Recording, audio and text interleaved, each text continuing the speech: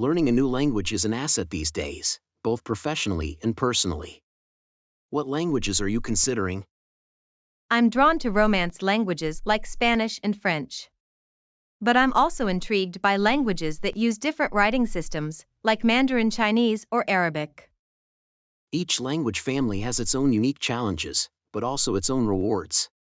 What is it about the Romance and East Asian languages that appeals to you? With the Romance languages, I love the melodic quality of the pronunciation and the connections to Latin and classical culture.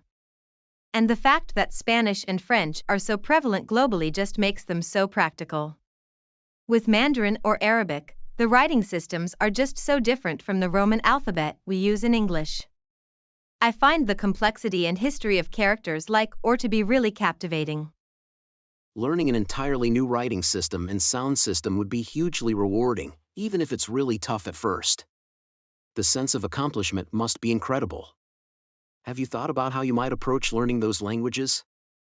I know immersion is supposed to be the best way, but as a student, I'll probably have to rely more on formal instruction at first. I'm thinking of looking into language courses, maybe even trying to do a study abroad program if I can. And I know there are lots of great language learning apps and online resources these days too. Apps and online tools can definitely be super helpful, especially for supplementing classroom learning. And a study abroad experience would be amazing. Total immersion is such an accelerator for language skills. Though I imagine the cultural experience would be just as valuable. Being able to live in a country and use the language in real-world situations would be life-changing. Even just the day-to-day interactions, going to the market, riding public transit, making new friends would force me to become fluent so much faster. And the cultural component is just as important as the linguistic one.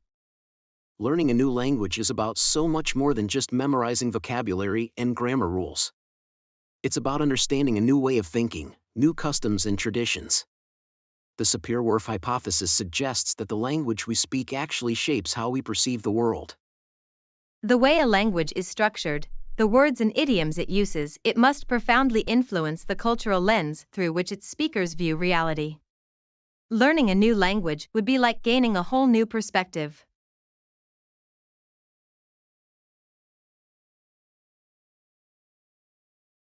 Hey, Pink. What's up? Not much, just reading this new BL story called Eternal Flame. It's so good. Oh, I've heard of that one. What's it about? It's about two high school boys, Haruki and Takeshi, who fall in love. It's a classic slow burn romance with lots of angsty tension and swoon-worthy moments. That sounds interesting. Why do you think BL stories are so popular?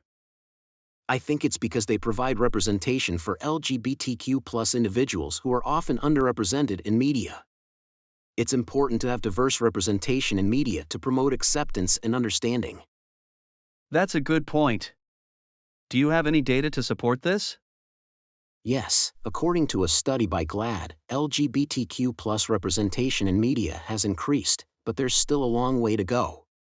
In 2020, only 9.1% of regular characters on broadcast scripted primetime television were LGBTQ+.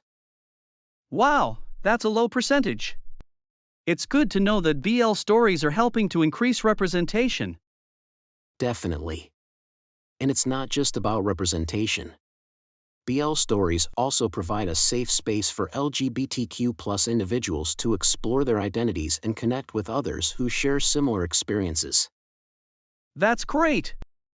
I'm glad to see media making progress towards inclusivity and acceptance.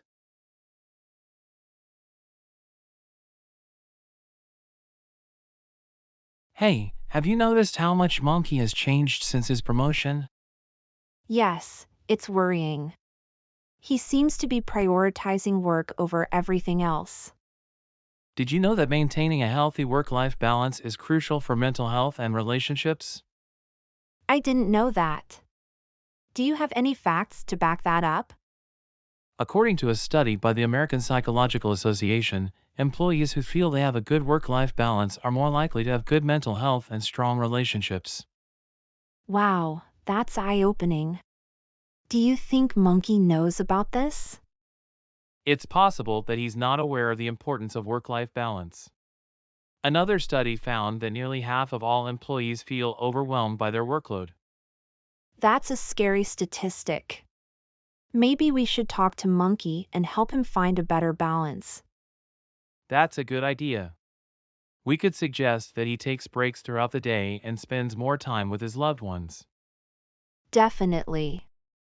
And we could also remind him of the things he used to enjoy doing before work took over his life. Yes, like going on adventures and spending time with friends. It's important to maintain those connections. Absolutely. Work is important, but it's not everything. We need to help Monkey find that balance again.